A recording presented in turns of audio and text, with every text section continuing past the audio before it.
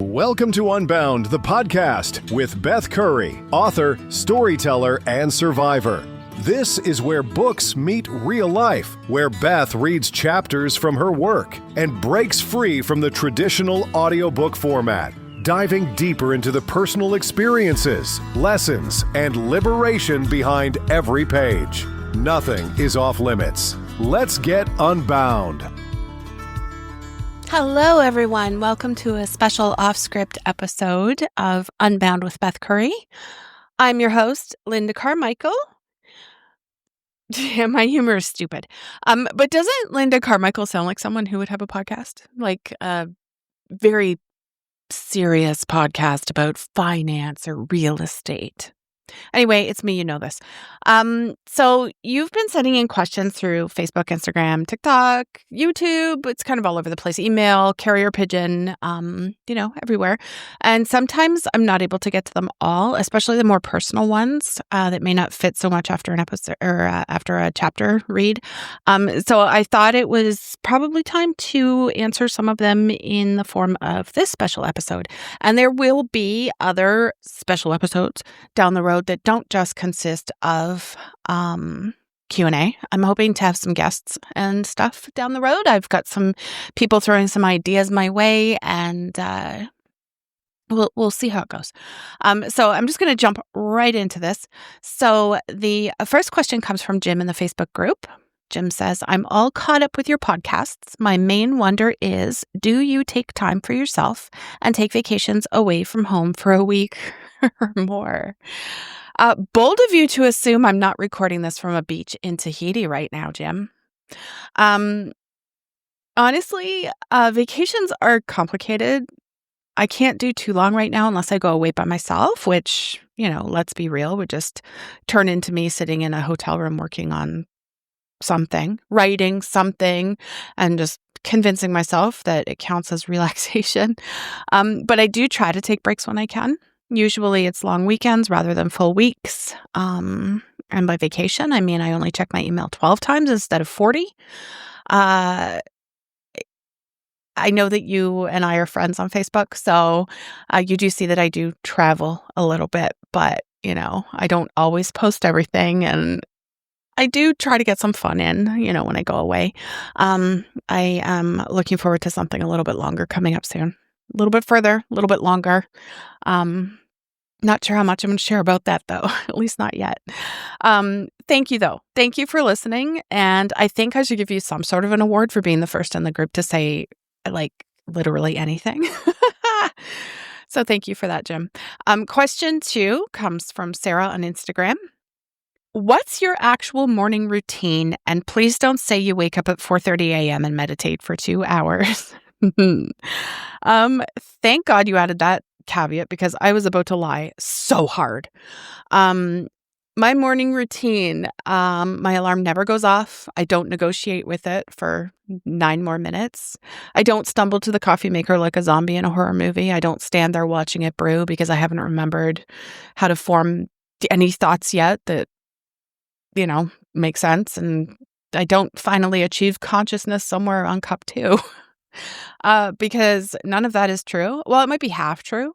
I do not wake up to an alarm. I'm pretty lucky that way, but I do tend to spend all my time with the important animals in my home and the dudes in my backyard. They all need their breakfast and everything like that. And then I have coffee. On a good day, if I have time, I can do some reading or whatever, writing, responding to emails, just catching up on stuff. On a realistic day, I'm probably scrolling and wondering why I do this to myself. Aspirational me has this beautiful routine, and actual me is basically just trying not to schedule podcast shows before 10 a.m. Yeah. So thanks for your question. The next one comes from Marcus through email. Do you ever get tired of your own voice? Like literally hearing yourself talk for hours while editing? Marcus. You have no idea. I hate my voice. I absolutely hate it. And there is a pretty special kind of hell that's listening to yourself say, or, 47 times in a single sentence and having to decide which ones to cut. I've kind of developed this Pavlovian response where I cringe slightly whenever I hear my own voice now, even in real life, like right now as I speak and answer your question. But thank God that I have help now with my show and editing and stuff like that. I can't listen to my shit at all, ever. No. The weirdest part, if I am still editing something, sometimes I'll be editing and I'll just catch myself saying something and I think, oh, that's actually a good point. And then I realize I'm the one who said it. Like, okay, thanks, past me. That's occasionally useful. Anyway, thanks for the question. The next one comes from Podcast Junkie on Twitter or X or whatever we're calling it these days. What's something that's happened recently that made you genuinely laugh out loud? Oh, geez, I don't know. I know recently I was at the grocery store and I was kind of in that zone where you're not really paying attention. You're just kind of operating on autopilot. And I grabbed what I thought was my cart and I started walking away. And I got maybe 15 feet before I realized that the cart didn't look right because it was full of completely different items. And I turned around and there was like this elderly gentleman just kind of staring at me with the most confused expression. He was really sweet. I had to do the walk of shame back and give him back his cart and take mine. And we just made eye contact and he goes, Mondays, huh? It was a Thursday. I said, yep, Mondays. And I left. I mean, I'm still thinking about it. That man probably tells this story at dinner parties. I don't know. That's the first thing I could think of. I mean, I'm sure that there's many others, but being put on the spot and not knowing these questions ahead of time, that's what I've got for you because that happened pretty recently. Next question is from Rachel on Facebook. What is a skill you wish you had, but don't? Back to my irritating voice. I desperately wish I could sing again. Not even well, just competently, I guess. I used to be able to, but something changed. I have no idea what. Now I have the singing voice of someone actively being strangled, I guess. In the shower, I sound like I'm auditioning for a horror movie, so I try not to do that anymore. My range is basically half an octave, and it's not even a good octave. The tragedy is that I love music. I listen to music all the time. I love singing along in the car. When I'm alone, mostly I don't want to subject other people to that nonsense. Other drivers do not love this about me. I've seen people look over at me at red lights and the expressions on their faces. It's concern. Pure concern, for sure. One guy actually mouthed at me once, "Are you okay?" Because I think I was just going a little bit crazy. Anyway, next question comes from, there's no name, from Instagram though, a DM. What's the worst advice you've ever received? Wow, okay. I've had a lot of really shitty advice given to me. But I think that the one thing that has kind of hung around in my past life, I dabbled a little bit in plus size modeling. This was like way back in the early 90s, like I was in my teens. And my agent, Jonathan, told me, fake it till you make it, in this like really super aggressive way. Like I should just confidently bullshit my way through like everything. And look, I get the sentiment. Don't let imposter syndrome paralyze you. I try not to because like it hits me pretty bad a lot of the time. But Jonathan meant it as a kind of just lie about your qualifications and figure it all out later. So I carried this into an actual career later on, and I tried it exactly one time. I said I knew how to do something I absolutely did not know how to do. And then I spent a panicked weekend learning it from like YouTube videos. Technically it worked, but also, my blood pressure at that time, dear God, My motto now is probably more like be honest about what you don't know, but be enthusiastic about learning it. Now I have a question from Kevin via email. What's your go-to meal when you can't be bothered to actually cook? Okay, Kevin, I'm about to reveal something deeply shameful, I think. Cheese and crackers. But like I arrange it on a plate and convince myself it's like a charcuterie situation, so it feels like super duper fancy, Sometimes I'll add grapes, or maybe instead of grapes, wine, which I think also counts as grapes, yes. Um, Sometimes I add nothing and just eat shredded cheese directly from the bag while standing in front of the fridge questioning my life choices.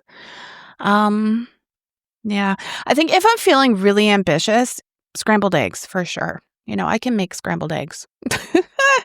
That's my one reliable cooking skill. One reliable cooking skill. Everything else is kind of a dice roll between surprisingly edible and why is there smoke? Thanks, Kevin. Next question. Again, no name. Comes from Instagram.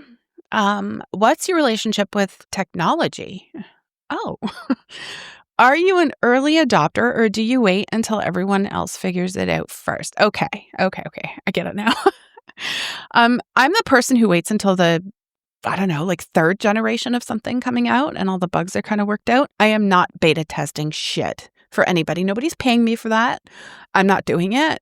I've had a lot of devices get bricked by doing, the jumping on updates and all that other crap. So my philosophy basically is let other people be brave. Let them discover that the new update deleted all their photos and I'll just be over here with my ancient but functional setup. Thank you very much.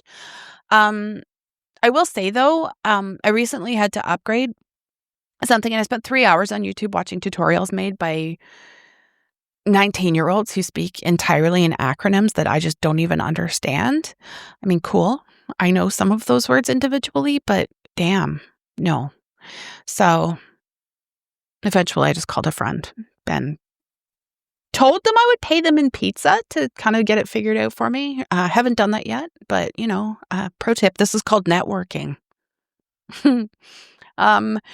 David on Facebook. If you could have dinner with anyone living or dead, who would it be and what would you ask them? Oh, you know what? I'm going to give you the boring, honest answer instead of the impressive one. I would have dinner with my younger self, like me at 22 or 23. And I'd probably ask myself what I'm most afraid of and then tell them which fears came true and which ones didn't matter at all. I'd tell myself which risks were worth taking and which people were worth keeping around. I'd probably tell myself to relax a lot because things work out differently than you plan, right? And that's not always a bad thing. Also, I'd probably tell myself to buy Bitcoin. Well, kidding. Mostly kidding. I mean, seriously, we're investors and have zero regrets. Maybe we got lucky. I don't know. But if we had done it like right at the start, we'd be even happier right now. Next question is from Just Wondering on Twitter again. What keeps you up at night? Wow. Existential dread, maybe? The usual stuff, No, usually it's my brain deciding that 3:00 in the morning is the perfect time to remember something embarrassing I said in 2009, I guess, or I'll suddenly wonder, did I respond to that email even though I know I responded to the email? But like now I have to check. And then once I'm on my phone and the light's just woken me up and whatever, I may as well scroll for another 45 minutes. I don't know. Also, sometimes I get this really weirdly specific anxiety about whether I locked the door, even if I remember locking it, even if I checked it 3 times. That I don't usually do that, but like, there's still some part of my brain that's like, but what if this time you only managed or imagined locking it, right? Thanks, brain. Super duper helpful. Really appreciate it. Next question is from Lisa through email. What's something you believed about yourself for years that turned out to be completely wrong? Oh, okay. Geesh. For the longest time, I thought I was not a morning person. Like, I built my entire identity around being someone who comes alive at night. I would tell people this like it was some sort of a really cool personality trait. Sorry, I can't do breakfast meetings. I'm not a morning person. It turns out I'm not a morning person when I stay up, really, really late. Shocking discovery, I know. Like, wow. But when I actually go to bed at a reasonable hour, mornings are great, like really great. Except for some perimenopausal shit ass nonsense interfering on occasion, I've had a fairly decent, though relatively embarrassing, bordering on senior citizen kind of nighttime routine that has me sleeping great and waking up early and energized. And I get to have those really quiet, simple, unrushed mornings, where I get to put my bare feet in the grass and all my little animals coming around while I talk to the sky, all that super spiritual, weird, crunchy ass, earthy stuff. Yeah, I wasted years using this as an excuse, honestly, and it turns out like I just had terrible sleep hygiene, which is less cute and quirky than being a mysterious night owl, but at least now I can schedule things before noon without feeling like I'm dying. Um, Next question is, again, from Instagram with no name. I don't know what's happening here. What's the weirdest compliment you've ever received? Okay. Someone once told me I have very trustworthy elbows. Elbows. Like, I didn't know elbows could be trustworthy or untrustworthy. I didn't even know there was an elbow trust scale. I've thought about this comment often, like at least once a week for 3 years. Like, what does that even mean? Are there people out there, seriously, are there people out there with suspicious elbows? Are they pointier? Less symmetrical? Like, I have so many questions and I will never get answers. And the guy who said it was completely serious too. Like, he was just giving me valuable feedback. I just said thank you and moved on with my life. But internally, I've been screaming, like screaming. I don't know. Weird. Next question. This is from Franny. Oh, Franny Fitness Failures. Okay. On Twitter. Do you exercise? Yes, this name checks out. Do you exercise? And if so, do you enjoy it? Or are you just doing it to avoid dying early? Okay. I exercise, but calling it exercise feels really stupid generous sometimes. It's more like reluctant movement to keep my body from completely falling apart. Not so much a fear of dying, as you suggested, maybe. I do it because I know I should, not because I wake up excited about it. Every few months I convince myself I'm going to become this person who loves working out. I'll buy, a new workout outfit, or I'll make a new playlist, or I'll tell people about my new routine. Like, I'm already a success story, but then day 3 hits and I remember, oh, right, I hate this a lot. Currently I walk a lot because it's the only form of exercise where I can also kind of be productive at the same time. It's multitasking, right? So if I'm going to suffer, I may as well learn something or do something, get something done. I used to do yoga, and I would always spend the entire time, thinking about cleaning my house. Like, I have no idea why that always led me to that thought, but it did. And I don't know, I guess my mind-body connection is just my mind judging my housekeeping or something. I have no idea. Next question, again it's from Cassie. Sorry. This is email. What's your coffee order? And please tell me it's something normal and not like a half-calf oat milk sugar-free vanilla situation with extra foam. Okay. These days, 2 cream, 1 sweetener, sugar Splenda, whatever that sweetener may be. And that's it. Just coffee. It's just coffee. I used to be fancy about it.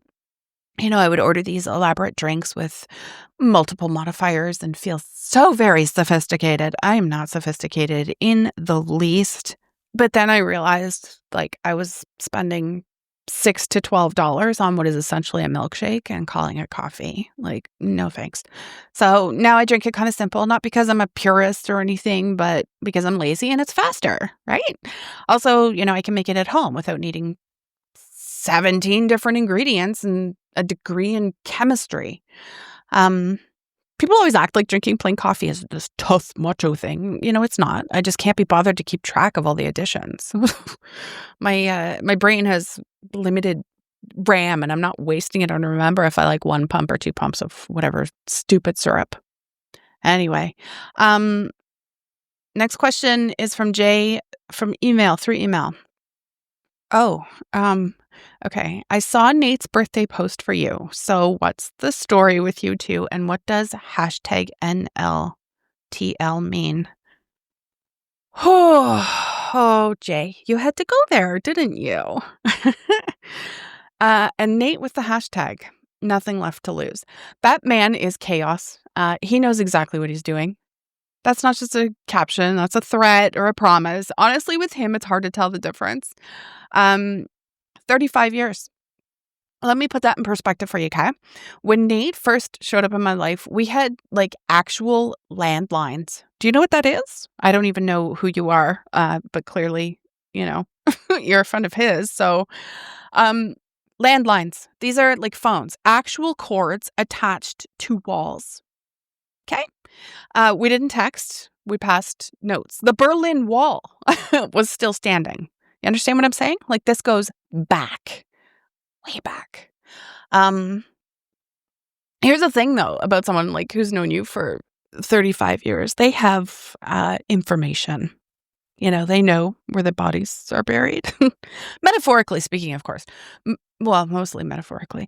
They've seen you make every terrible decision that you've ever made, and they were probably there for at least half of them. Sometimes there were accomplices. Sometimes they were the reason. Nothing left to lose is, it's accurate, actually. When you've been through that much life with someone, when you've kept, each other's secrets for 3.5 decades here, Jay, when, you've witnessed each other's greatest hits and most spectacular failures. Yeah, there's a certain freedom in that, a recklessness. We could write a book, but we won't because we'd both end up in therapy or witness protection or something. People always want to put a label on it. Are you guys best friends? Are you more than friends? Are you frenemies? What are you? And the answer is yes. Yep, that's right. All of it. None of it. It's complicated in ways that don't fit into society's neat little boxes. We talk about this a little bit sometimes on our social media pages, when people ask questions or whatever. We've been everything to each other at different points, sometimes all at once. And right now we're a lot. I'll tell you what Nate is. He's a person who shows up, not always when you want him to, but always when you need him to, even if, especially if you don't know you need him to, He's the person who will tell you the truth when everyone else is lying to you, including yourself. He's also the person who will absolutely roast you in a public birthday post and somehow make it sound like a compliment. The man tagged it, nothing left to lose, because at 50, and I will say he's going to be 54 this year. So he's older than me, Grandpa. And after, 35 years of friendship or whatever this is, we're kind of at that point where we've already seen each other at rock bottom and we've survived the worst. So what's left to protect, right? What's left to hide? Well, some stuff is left to hide. At this point, we're just kind of two people who inexplicably keep choosing each other, year after year through every mess and all of that stuff and all the bullying from people who judge us. And anyway, wait for season 3 of this show, or if you can't wait, just buy my book when it comes out. You'll get a good look at the origins of Nate and Beth. And before you ask, because I can feel the follow-up question forming, no, I'm not going to explain what happened in 1997 or 2003 or that time in 2014 that we literally never speak about. Some stories do stay in the vault. Some are so ridiculous that no one would believe them anyway. And I guess some stories are just ours. What I will say is this. If you find someone who sticks around for 35 years through all versions of you and all your chaos and through every time you reinvent yourself or completely fall apart, you hold on to that person. That's my advice. So whatever the relationship is, whoever they are to you, that's rare and it's special. And I am very, very lucky. Also, Jay, I'm just going to wrap this up here. I'm telling Nate that you asked this and he is absolutely going to make it weirder. Okay. So you've been warned. Good luck. All right, that's it. This ended up being pretty long, I think. I do appreciate your questions. They were fun, especially yours, Jay. You tried it, and honestly, respect. You can get the dirt from him. He may or may not give it. I don't know. You're not getting all of it from me, though. If you want to submit questions for a future episode, you can find me on all the social media nonsense. You can email me directly if you want to support the show. Everything, all the links, everything are look at the show notes. That's where all the info is. And Jim, I hope you're listening. I'm manifesting that Tahiti vacation for both of us. We deserve it. Yeah. So thanks for listening, and I will catch you on the next episode. Thanks for listening to Unbound with Beth Curry. Join the conversation in the Facebook group or visit authorbethcurry.com. Want to support the show? Head to ko-fi.com/unbound podcast. Until next time, stay unbound.